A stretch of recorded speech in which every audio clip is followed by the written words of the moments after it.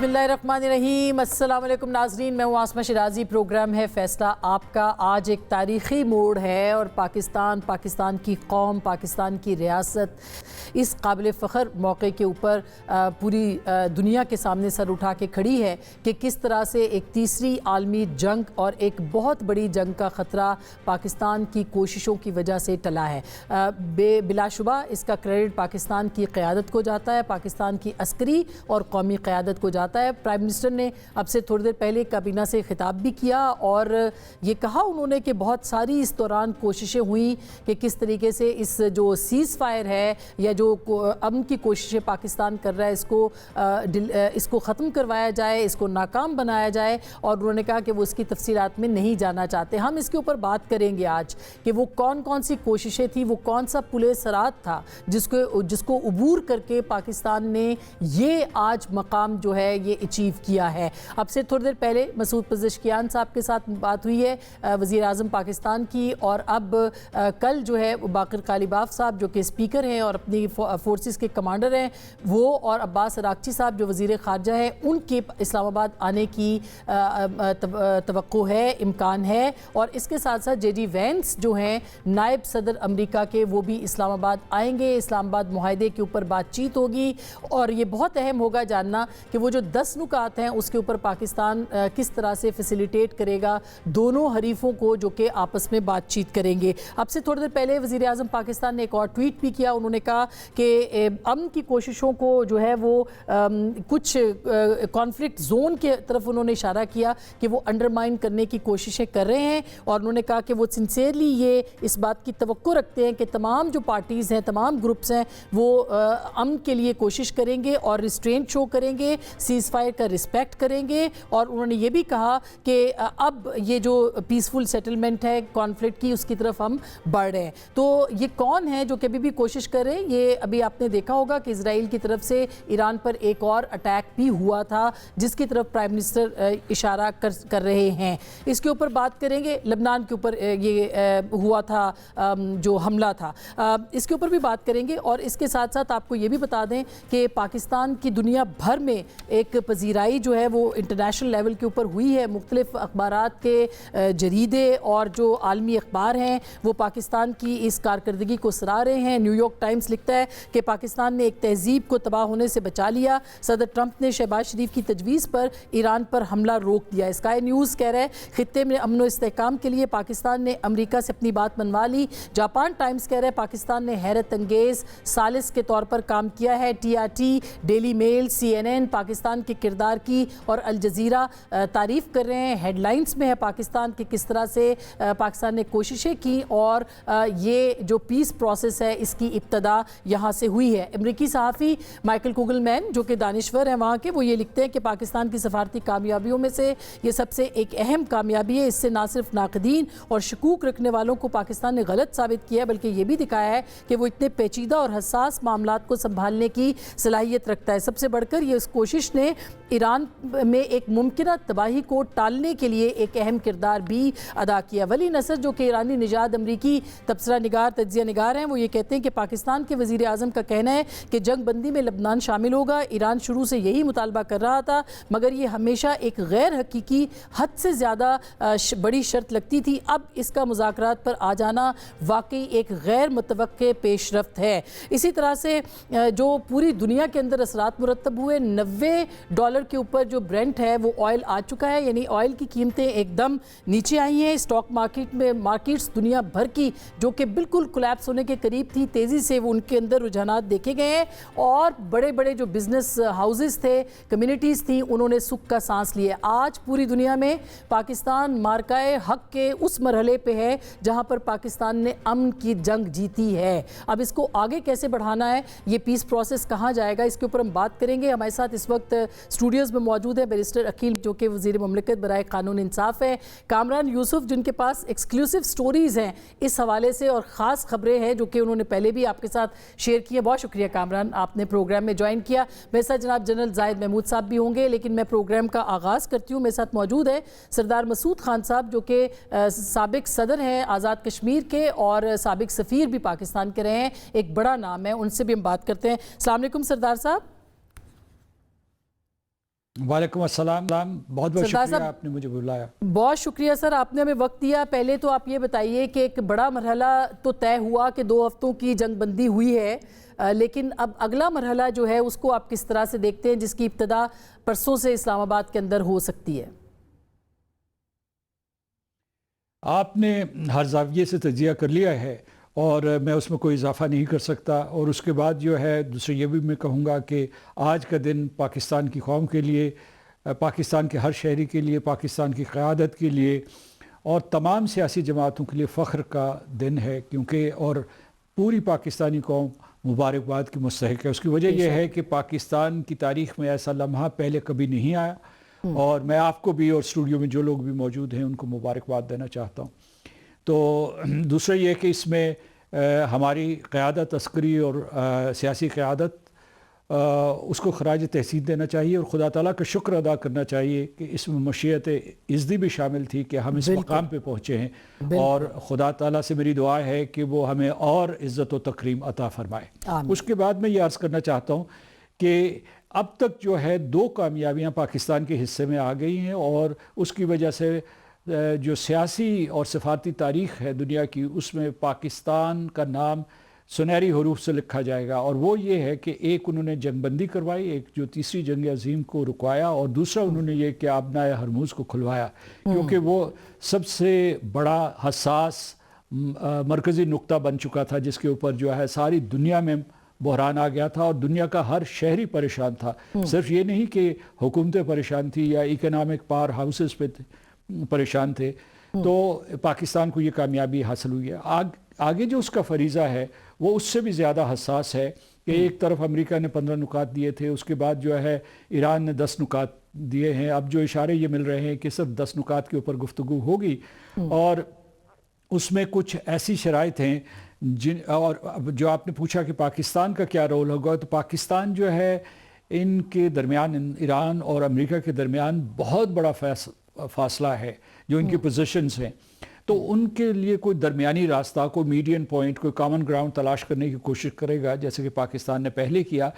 पाकिस्तान की एक और कामयाबी, मैंने 2 कामयाबियाँ बताई। एक कामयाबी ये है कि सन 1979 के बाद ये पहली मरतबा हो रहा है कि अमेरिका की आला क़यादत ईरान की आला क़यादत से आमने सामने बराह रास्त मुज़ाकरात करेगी। ऐसा पहले नहीं हुआ। तो क्योंकि वो आमतौर पे जो है कोई इंटरमीडिएरीज के ज़रिए ये गुफ्तगू करते थे।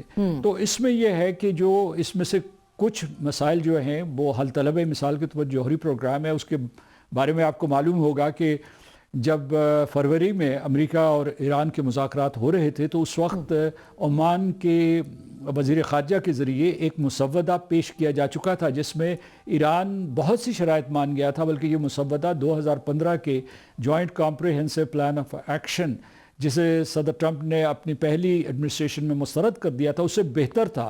तो ये उसे कह सकते हैं कि इसमें भी हमें फ़तह नसीब हुई। कुछ दूसरे उलझे हुए मसाइल हैं कि मिसाल के तौर पर जो है कि ईरान ने ये कहा है कि मुस्तकिल जंगबंदी होनी चाहिए और तमाम तनाज़ात ख़त्म करने चाहिए, और जब सीज़ फायर होगी तो वो पूरे ख़ित्ते के लिए होगी, जैसा कि आप कह रही थी कि उसमें लबनान भी शामिल है, उसमें इराक़ भी शामिल है, उसमें यमन भी शामिल है, कि सारे का सारा। और जो ईरान के लिए सबसे मुश्किल ये होगा कि वो ये मुतालबा मानने के लिए तैयार नहीं होगा कि उसके जो इलाक़ाई हलीफ हैं उनको मुकम्मल तौर पर ख़त्म कर दिया जाए या वो उनसे क़त्ल ताल्लुक़ कर ले। अब जो है जो इस हसास तरीन मसला था वो था आबनाए हरमूज़ का। और आबनाए हरमूज़ के बारे में उसने, ईरान ने ये दावा किया है कि उसकी सॉवरन हुक्मरानी है उसके ऊपर, ये सॉवरन टेरिटरी का हिस्सा है। उसके सामने जो है उसकी जो इसकी टेरिटरी है उसके सामने जो है ओमान है, उसका मसंदम पेनिनसुला वहाँ मौजूद है।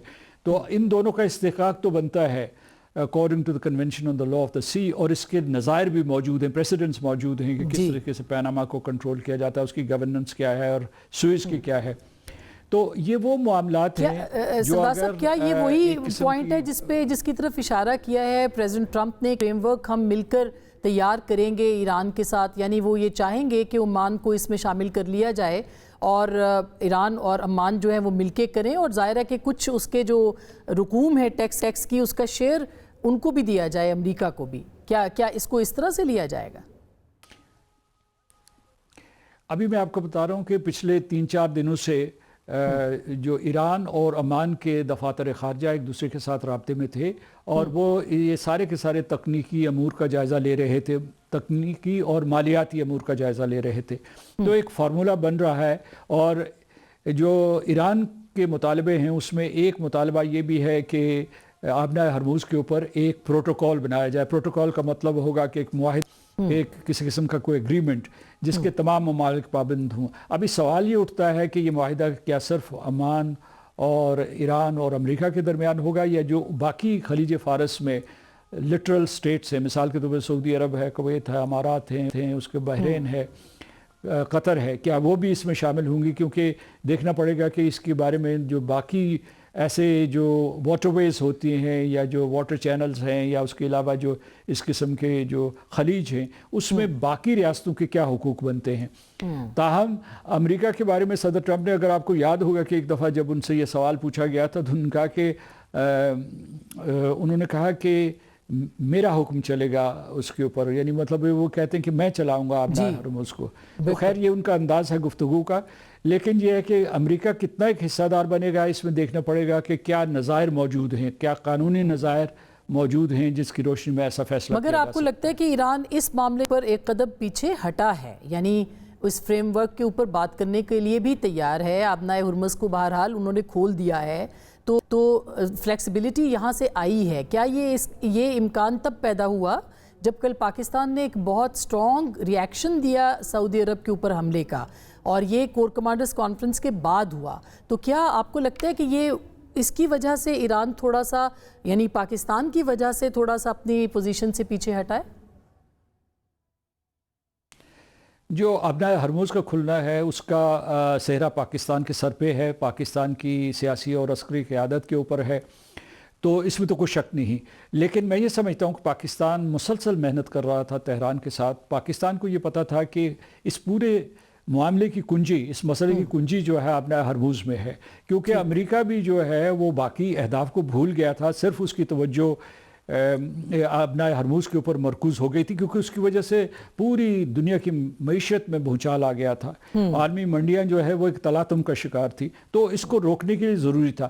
جو پاکستان کی محنت رنگ لائی ہے، یہ کوئی مذاکرات ہو ہی نہیں سکتے تھے اگر آبنائے ہرموز کے سلسلے میں امریکہ کو فیس سیونگ نہ دی جاتی، یعنی مذاکرات کے آغاز کے لیے یا عارضی جنگ بندی کے لیے. اور آپ نے دیکھا ہوگا کہ صدر ٹرمپ کی جو آخری پریس کانفرنسز تھی اس میں اور معاملات کو کم اٹھاتے تھے اور آبنائے ہرموز کو بار بار اٹھاتے تھے، جو تہذیب کو تباہ کرنا، جو اس کے بعد تو ان کے لیے ایک بیچ میں یہی امپورٹنٹ بات تھی. بالکل مرکزی، بالکل سر. بہت بہت شکریہ جی سردار صاحب، بہت شکریہ، ہمیں اتنا قیمتی وقت بھی دیا اور اتنا زبردست تجزیہ بھی. کامران، اب اس میں جو آپ نے تو اتنی ایکسکلوسیو خبر بھی دی جس کے بعد آپ پہ تنقید بھی ہوئی، لیکن وہ سچ ثابت ہوئی ساری باتیں. یہ بتائیے گا کہ اب انسائیڈ سٹوری کیا ہے جو پچھلے 24 گھنٹے میں پاکستان یہاں پہ پہنچا؟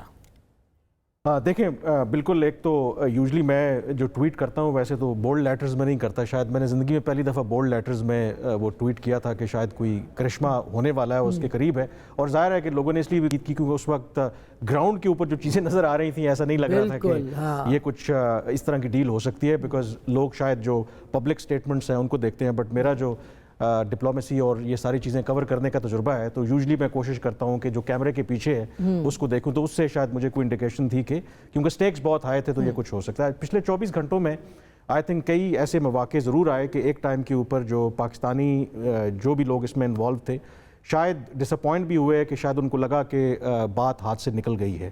اور پھر میرے خیال میں جو آپ نے تھوڑا ہنٹ بھی دیا کہ جب ایک موقع کے اوپر لگا یہ تھا کہ امریکہ کی طرف سے تو ایک ولنگنیس تھی، کیونکہ امریکی صدر ٹرمپ اسرائیل کے کہنے کے اوپر ایک ایسی جنگ میں پھنس گئے تھے، نکلنا ان سے مشکل ہو رہا تھا، ان کو ایک آف ریمپ چاہیے تھا، اس کے لیے تو وہ تیار تھے.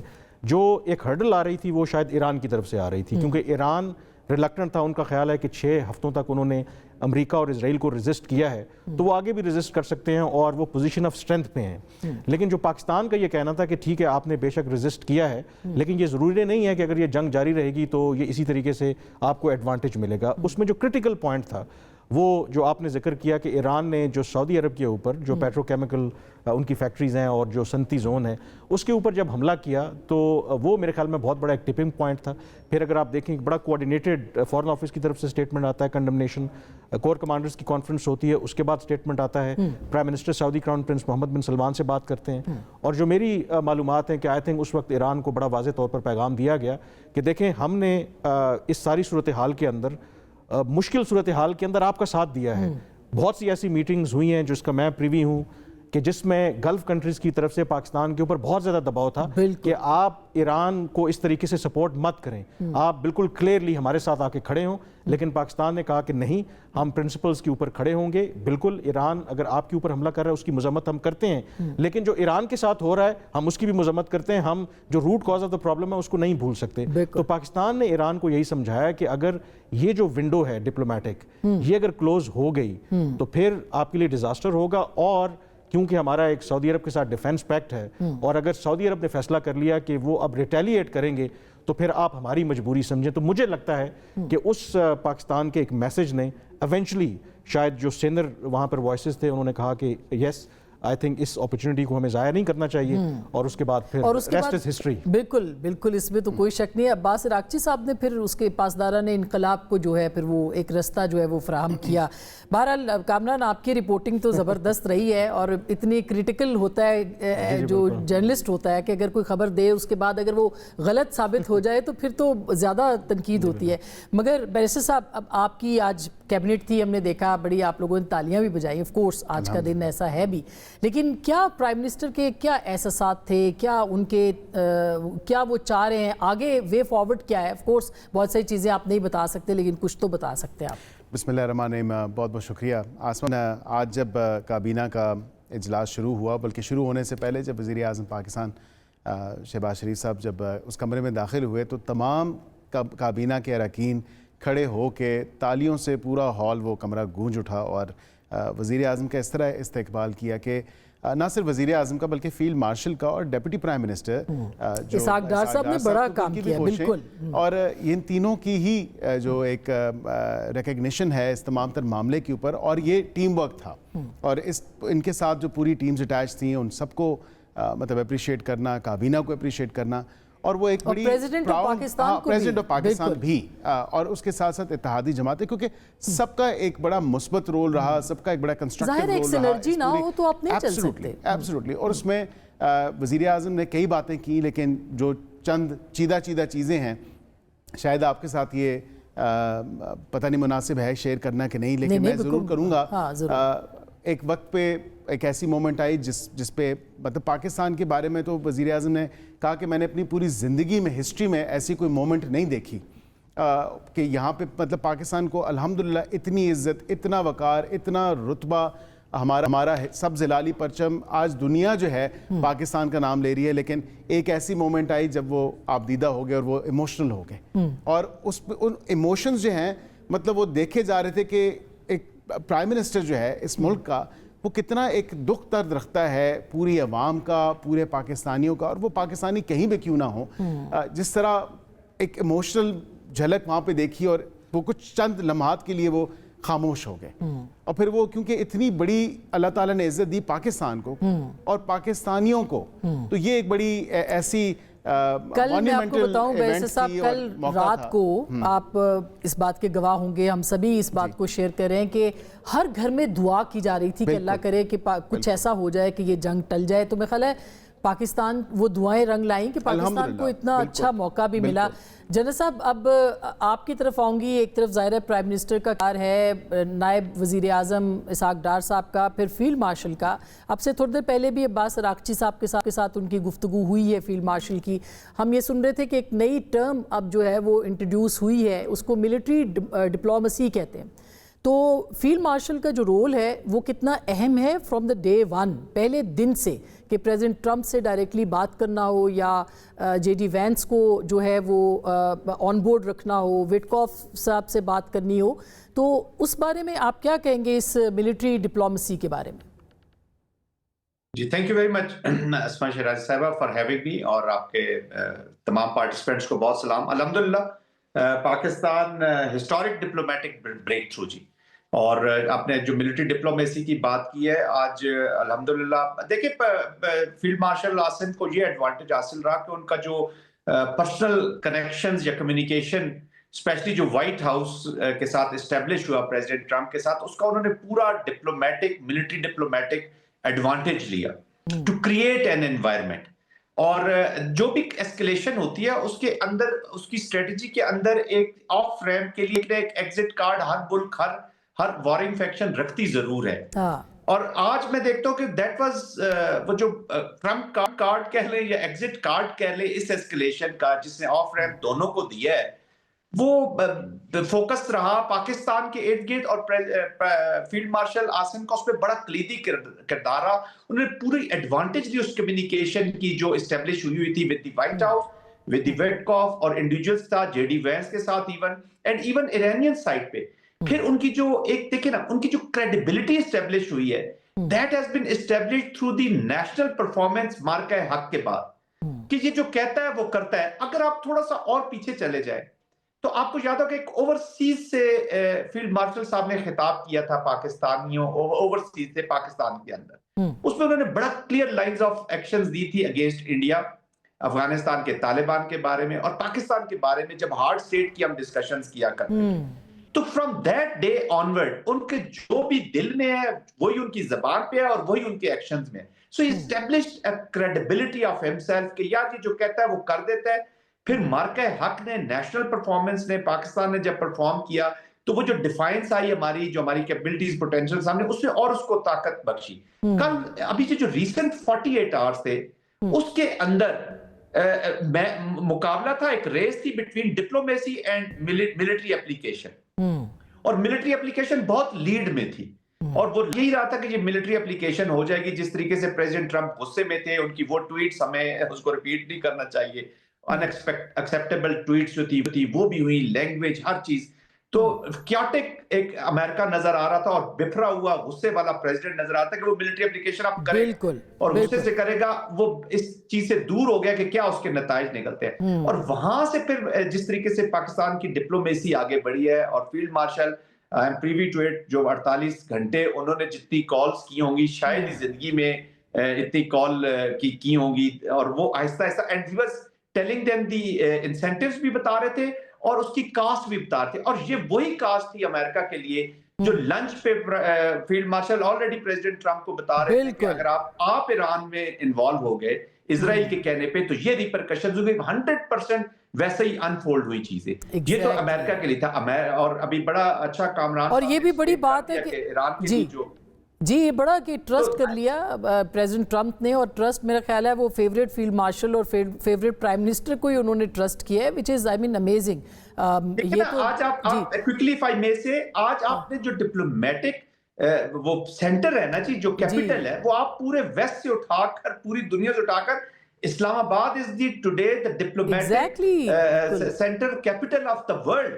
Very true. سر میں ایک بریک لے لوں، بریک کے بعد ابھی بالکل میں ایک بریک لے لوں سر. بریک کے بعد ابھی بھی کچھ سازشیں ہو رہی ہیں. پرائم منسٹر کو یہ ٹویٹ کرنا پڑا ہے اور وہ سازشیں اس سے پہلے بھی ہوتی رہی ہیں اور وہ کون کرتا رہا ہے اور اب کیا سازش اور ہو سکتی ہے مسلم امہ کے خلاف، اس کے اوپر بھی ہم بات کریں گے. کامران سے بھی، بیرسٹر صاحب سے بھی، جنرل صاحب سے بریک کے بعد ملتے ہیں.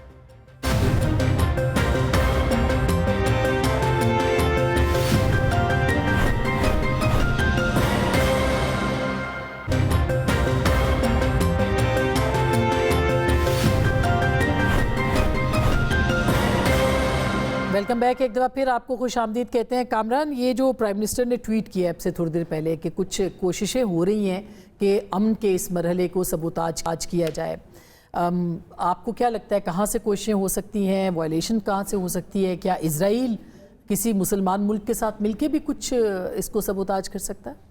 آئی تھنک سب جانتے ہیں کہ کون اس میں ڈیٹریکٹر ہے اور یہ باتیں اب ریکارڈ پر ہیں کہ اسرائیل باوجود اس کے کہ امریکہ چاہتا تھا کہ سیز فائر ہو، اسرائیل کے پرائم منسٹر وہ ریکارڈ پہ ہے کہ وہ نہیں چاہتے تھے. وہ چاہتے تھے کہ یہ جنگ جو ہے وہ طوالت اختیار کرے، بٹ وہ ود ہیوی ہارٹ ان کو یہ ایکسیپٹ کرنا پڑا.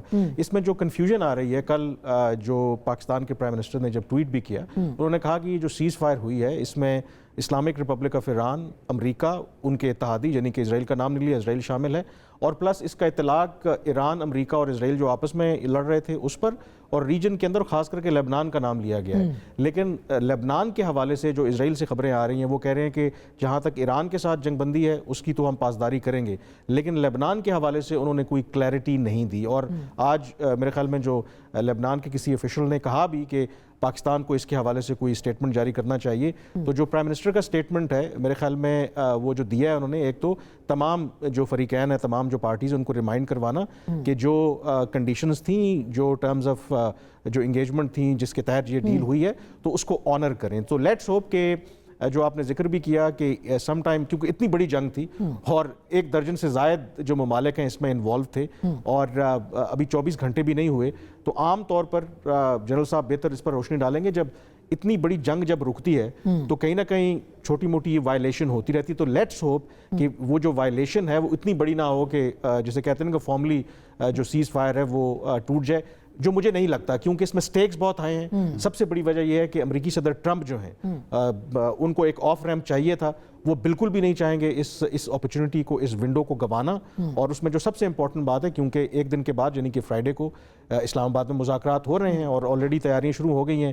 جے ڈی وینس آ رہے ہیں، ایران کے پارلیمنٹری اسپیکر آ رہے ہیں، اور جے ڈی وینس نے پاکستان آنے سے پہلے جو میرے خیال میں ایک پازیٹیو چیز ہے، انہوں نے کہا ہے کہ امریکی صدر ٹرمپ نے پوری جو ٹیم ہے اس کو یہ انسٹرکشن دی ہے کہ آپ ان اے گڈ فیتھ یہ مذاکرات کریں، اور اگر ایران ولنگ ہے ڈیل کرنے کے لیے تو we are willing for a deal. تو میرا خیال ہے کہ جو بھی اس میں اسپوائلر ہیں وہ رول پلے کرنے کی ضرور کوشش کر رہے ہیں، بٹ لیٹس ہوپ کہ وہ کامیاب نہیں ہو پائیں گے کیونکہ سٹیکس بہت ہائی ہیں اس وقت. اس سے پہلے بھی جو مذاکرات کامیاب ہوئے تھے، وہ جو ہو رہے تھے اور اس کے بعد اٹیک ہوا تھا، اس کو بھی تو ڈیریل کیا گیا تھا نا. بٹ اب انہوں نے اٹیک کر کے، وہ تو اٹیک سے پہلے والی صورتحال تھی نا.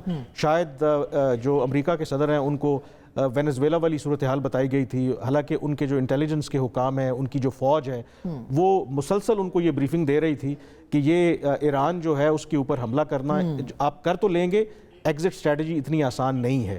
اور اب انہوں نے حملہ کر کے وہ دیکھ لیا ہے، تو یہ تھوڑی سی ڈفرینٹ سچویشن ہے. کیوں اگلا پھر مرحلہ یہی ہوگا کہ کیا وہ گراؤنڈ انویژن کریں گے. تو میرا خیال ہے کہ ان لائک جو پاسٹ ایکسپیرینس ہے، دس ٹائم جتنے سٹیکس آئی ہیں، جتنے اس میں لوگ انوالو ہوئے ہیں، اور جو اس کی اکنامک کاسٹ ابھی برداشت کرنا پڑ رہی ہے، آئی ایم ہوپ فل کہ ایک سیریس جو ڈپلومیسی کو ایک موقع دیا گیا، یہ موقع برقرار رہے گا. Here and there of course there will be spoilers, but I believe جو اس کو سپورٹ کرنے والے ہیں ultimately they will prevail. یہ بہت امپورٹنٹ ہے. بیرسٹر صاحب، اسلام آباد کی کیا تیاریاں ہیں، اور کیا ظاہر ہے کہ اس کا ایک مین پرسپیکٹو بھی ہے اس کے بعد، امن کے بعد جو مرحلہ ہے، تو کیا آپ کو لگتا ہے کہ اسلام آباد اس کے لیے تیار ہے، کام کر رہے ہیں، اور وینیو تو ظاہر ہے کہ اسلام آباد ہی ہے، تو کس طرح کی تیاریاں اب کی جا رہی ہیں؟ آسما بہن، اس میں ان اینٹیسپیشن آف دیز ٹاکس، کیونکہ آپ کو یاد ہوگا کہ فارن منسٹرز کی جب میٹنگ ہوئی تھی اس کے بعد سے ہی یہ کافی بحث گچھ چل رہی تھی کہ جو ان پرسن ملاقات ہونی ہے، ان پرسن نیگوسیشنز ہونی ہیں، یہ چیزیں، ان چیزوں میں وقت درکار ہوتا ہے، اور وہ وقت لگا، اور یہ وقت نہیں ثابت کیا کہ ان چیزوں پہ وقت لگ سکتا ہے، اور بڑی نازک اور سینسٹیو ایک صورتحال تھی. اب جو تیاریاں ہیں بالکل اس حوالے سے اسلام آباد کی اگر بات کی جائے تو اسلام آباد ہمہ وقت کسی بھی بڑی، چھوٹی، درمیانی، کسی بھی سائز کی کوئی ڈپلومیٹک ایونٹ ہے اس کے لیے تیار ہے.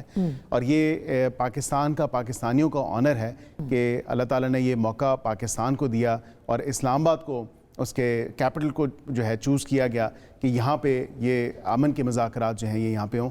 تیاریوں کے حوالے سے اگر بات کریں تو سیکیورٹی کے حوالے سے تمام تر تیاریاں مکمل ہیں، وہ سٹل آن گوئنگ ہیں. جس طرح بھی کامران صاحب نے بھی بات کی، ذکر کیا. میں یہ ضرور آپ کو بتاؤں کہ جو ہمیں اوور اینڈ ابو جا کے جو بھی میجرز لیے ہیں اور لے رہے ہیں وہ آن گوئنگ ہیں، چاہے وہ 2 چھٹیوں کے حوالے سے ہوں، جو لوکل انتظامیہ ان کی نوٹیفیکیشن آپ کی نظر سے گزری ہوگی، فیڈرل گورنمنٹ کی بھی اس حوالے سے. تو کم از کم جو ایک بڑی پیسفل، سیکیور اور ایک سیف جو ماحول ہے، جو انیبلنگ انوائرمنٹ جس کو کہا جاتا ہے، تو وہ مہیا کرنا، وہ اسلام آباد اس کے لیے تیار ہے. Islamabad is the most appropriate place. Iran میں خیال ہے کمفرٹیبل، ایران بھی اور ایون امریکہ بھی کمفرٹیبل ہے. دونوں کا ایک کمفرٹ لیول ہے اسلام آباد کے اوپر اور پاکستان میں. اور اس پہ میں یہ بھی آپ کو اگر کہوں کہ اس سے جو ان پرسن جو ان کے ساتھ ٹیمز بھی آ رہی ہیں، جو نیگوسیشنز ہونی ہیں، جو پروسیس چلنا ہے، اور جو یہاں پہ ان رائٹنگ ریڈیوس ہو گیا تمام تر معاملہ، تو پھر اس میں سے جو اس کو اسلام آباد اکارڈ کہہ دیں، اسلام آباد पीस ट्रीटी का नाम दे दें, पीस एग्रीमेंट का नाम दे दें, नाम तो उसको कोई भी दे दें, लेकिन अल्हम्दुलिल्लाह ये वेन्यू इस्लामाबाद का है, तारीखी लम्हे यहाँ पर होंगे, इसमें बिल्कुल इसमें कोई शक नहीं है। जनरल साहब, अब ये जो आबनाए हुर्मुज़ की बात हो रही थी कि ये एक इसके ऊपर तय होने है, देखा जाए तो मरकज़ी नुक्ता तो वही था और उसके ऊपर पाकिस्तान आपके ख्याल में, या फील्ड मार्शल एक गारंटर तो मैं नहीं कह सकती, मगर बहरहाल एतमाद पाकिस्तान के ऊपर है, तो उनका क्या किरदार होगा? ज़ाहिर है अब हमारी ये कोशिश भी होगी कि ये डीरेल ना हो ये मुज़ाकरात। देखिए, हुर्मुज़ वाला is a critical point. Nuclear और हुर्मुज़ जो है और प्रॉक्सीज, ये 3 बड़े क्रिटिकल पॉइंट्स हैं और इन्हीं पे डिस्कशन होनी है। ऑफ कोर्स हुर्मुज़ में एक चीज याद रखिएगा अस्मा, हम ज्यादातर कमेंट्री अमेरिकन ईरानियन कॉन्टेक्स्ट में कर रहे हैं कि हुर्मुज़ को खोलेंगे, वो इजाजत देंगे नहीं। इस पे और भी बहुत सारी स्टेक्स है, बहुत से और से मुल्कों की स्टेक्स है। दिस इज पर्शियन गल्फ का पूरा इकोनॉमी इसके साथ अटैच है, वर्ल्ड की इकोनॉमी इसके साथ अटैच है और एक नया प्रेसिडेंस बड़ा मुश्किल हो जाएगा सेट करना। But having said that, economic, देखिए हुर्मुज़ के साथ 2 ही चीजें अटैच थी, एक मिलिट्री एप्लीकेशन और एक इकोनॉमिक्स। तो मिलिट्री एप्लीकेशन तो कर ली, स्ट्रेटेजिक एडवांटेज ले लिया जो ईरान ने लेना था, और अभी भी वो इसलिए तो जो टेक्निकल कंट्रोल की बातें हो रही हैं या जो परमिशन लेनी है मिलिट्री से लेनी है, तो मिलिट्री की तो जो परफॉर्मेंस थी वो थोड़ी सी हो गई, हमने देख ली। अब देखना कि इकोनॉमिक्स जो एडवांटेज लेना चाहते हैं तो उसके साथ फिर कुशनिंग हुई है। अगर वो वॉर के एक्सपेंडिचर्स की बात करते हैं, जो बहुत मुश्किल है, अमेरिका तो खैर कभी भी नहीं देगा और किसी मुल्क नहीं दे, बट जो सैंक्शंस हैं, जो फ्रीजिंग ऑफ अकाउंट्स हैं, जो इनको फ्यूचर का बिजनेसेस है, क्योंकि इस एक नया कोर्स भी सेट करना है, तो प्रोबेबली यहां से कुछ ईरान नीचे जाएगा और वहां से फिर इसको गिव एंड टेक का दिया जाएगा। एंड सेकेंडली, एक है पब्लिक कंजम्पशन के लिए बहुत सी चीजें हो रही हैं। ये चीजें ऐसी नहीं होती कि ट्वीट कर दिए गए, उधर ही बैठे बैठे बात होगी।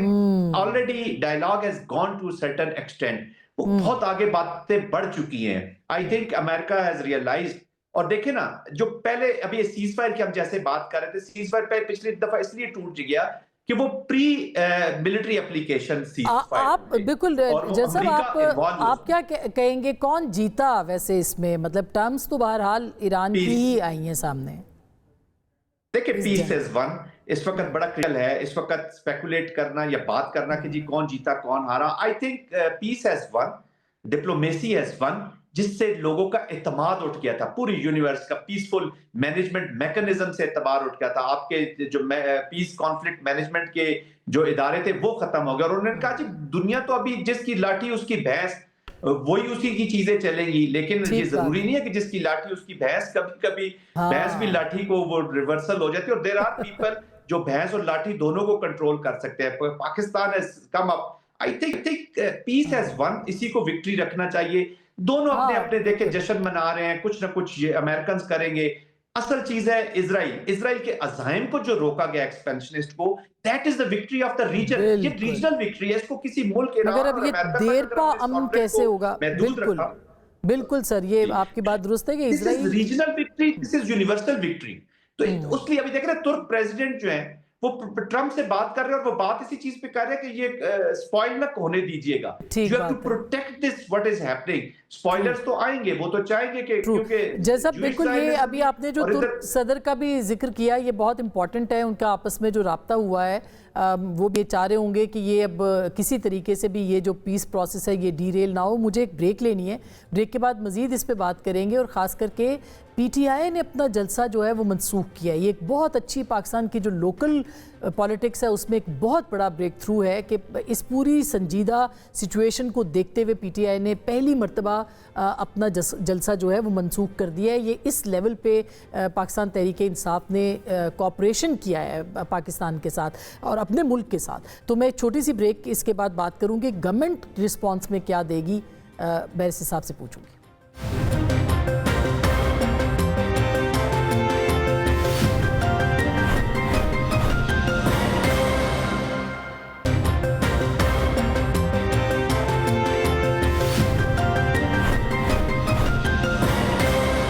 Welcome back. एक दफ़ा फिर आपको खुश आमदीद कहते हैं। हम बात कर रहे थे कि पीटीआई ने जलसा कैंसिल किया है। बैरिस्टर साहब, अब 40 दिनों के बाद हम लोकल पॉलिटिक्स में बात कर रहे हैं और वो भी अच्छी खबर। कोई अच्छी खबर आप भी पीटीआई को दे दें, कोई मुलाकात करवा दें, कोई उनकी बात करवा दें। आज हुई है सलमान सफदर साहब जी। आसमा बहन, एक तो मैं बिल्कुल पीटीआई का और उनके जितने भी हमारे पार्लियामेंट के अंदर अपोजिशन को, जो बिलखसूस मेनली PTI से ही, क्योंकि वक्त गया एक हुकूमत की तरफ से जिसमें इत्तेहादी भी शामिल थे, और उन्होंने जाके स्पीकर साहब ने कहा कि क्योंकि ये इतनी बड़ी सेलिब्रेशन है और इतना एक प्राउड मोमेंट है फॉर एवरी पाकिस्तानी और पाकिस्तान के लिए, तो उस हवाले से सूरत हाल की पेश नज़र बिल्कुल उनसे ये रिक्वेस्ट की गई और उन्होंने कहा बिल्कुल हम इसको कॉल ऑफ़ कर देते हैं। और उन्होंने कल का जो अपना जलसा है उसको कॉल ऑफ़ कर दिया, जो कि वाकई लायक तहसीन है कि इन हालात में और इस सिचुएशन में जब पाकिस्तान तमाम चीज़ों का मरकज़ बना हुआ है, तो मेरे ख्याल से हमें उस चीज़ पे फोकस रखना चाहिए, ना कि